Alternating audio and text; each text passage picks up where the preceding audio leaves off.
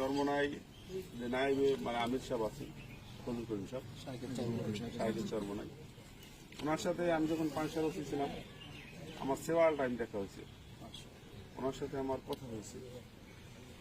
অত্যন্ত ভালো মানুষ, অত্যন্ত দেশপ্রেমিক, ইসলামের ঝান্ডাধারী যদি দুঃসময় কেউ থেকে থাকেন এই ভদ্রলোক ছিলেন। এই ভদ্রলোক যত ঝুঁকি নিয়েছেন, কোন আমাদের ইসলামের নামধারী যতগুলা সংগঠন আছে, ইসলামিক সংগঠন যেগুলো আছে, তারা কিন্তু কেউ কখনোই নেই।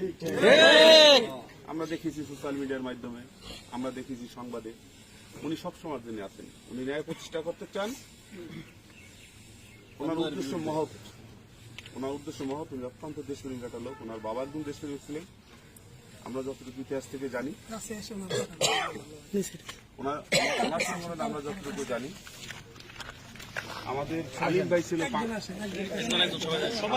আমাদের আলিম ভাই ছিলেন পাংশার একটা মাদ্রাসার প্রিন্সিপাল, ওনার ওখানে যেতেন। ওনার মতো একজন দেশপ্রেমিক লোক আজকে যে আপনাদের সংগঠন চালাচ্ছে, আমি ওনাকে সাধুবাদ জানাই।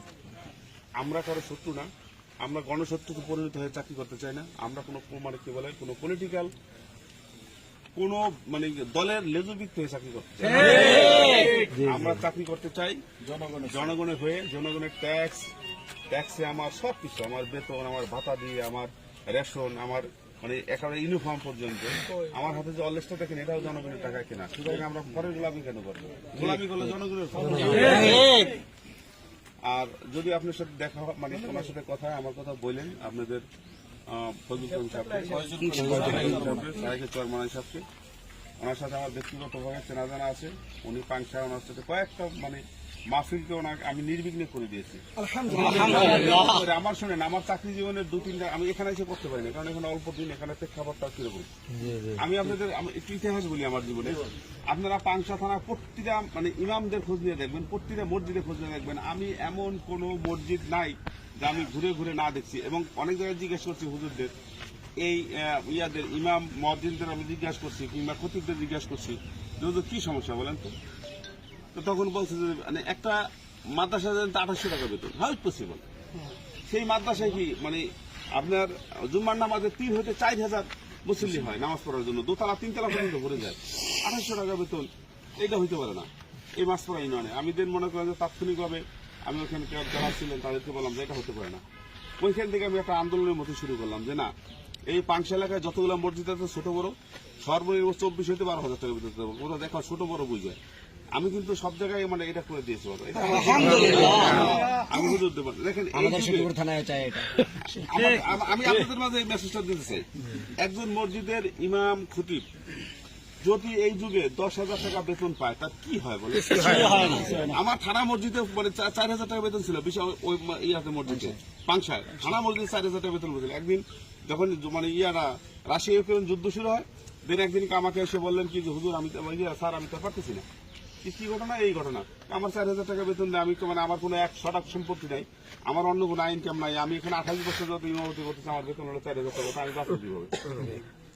ওনারে পার্সোনালি একা আমরা থানা থেকে খাওয়াই, সেটা তো খাওয়ান না, ওনার তো পরিবার আছে, ওনার আল্লাহ কোনো ছেলে দেয় নাই, তার 4টা মেয়ে। অসহায়ের মতো বললো যে আমি তো ঠান্ডা হয়ে গেছি, কি হয় পসিবল? এটা হতেই পারে না।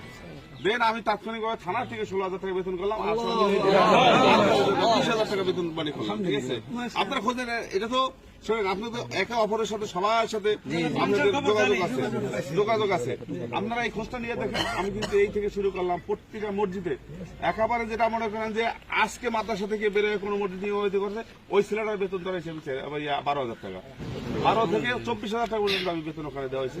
এবং তারা আমার সাথে যে সম্পর্কটা ছিল, মানে আপনারা চিন্তাই করতে পারবেন আমার তাদের কিরকম সম্পর্ক ছিল।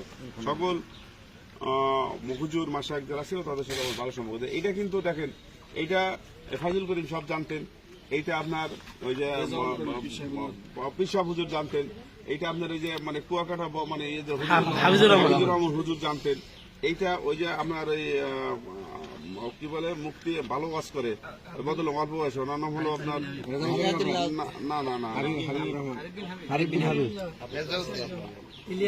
না ওই ইয়াং বয়সী নিজেরও কথা আমরা পাইনি ভাই, আর দেশ থেকে যে কোনো উপায় পাওয়া যায়।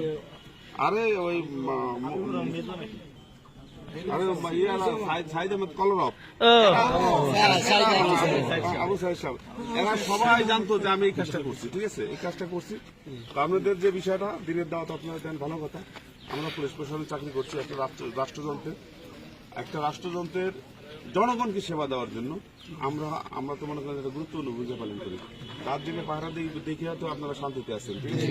আর যদি মনে করেন যে ঘটনা ঘটছে, আমাদের হৃদয়ে রক্তক্ষরণ আছে, আমরা